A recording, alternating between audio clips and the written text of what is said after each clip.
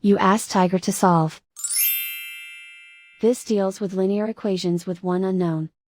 The final result is x equals 18. Let's solve it step by step. Simplify the expression. Move the negative sign from the denominator to the numerator. Expand the parentheses. Break up the fraction. Find the greatest common factor of the numerator and denominator.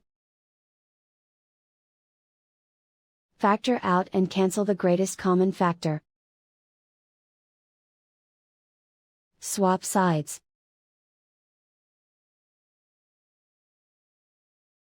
Group all constants on the right side of the equation.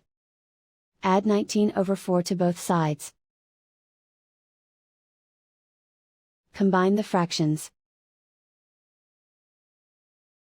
Combine the numerators. Reduce the zero numerator. Simplify the arithmetic. Convert the integer into a fraction. Combine the fractions. Combine the numerators. Isolate the x. Multiply both sides by 8. Group like terms. Multiply the coefficients. Simplify the arithmetic. Multiply the fractions. Simplify the arithmetic.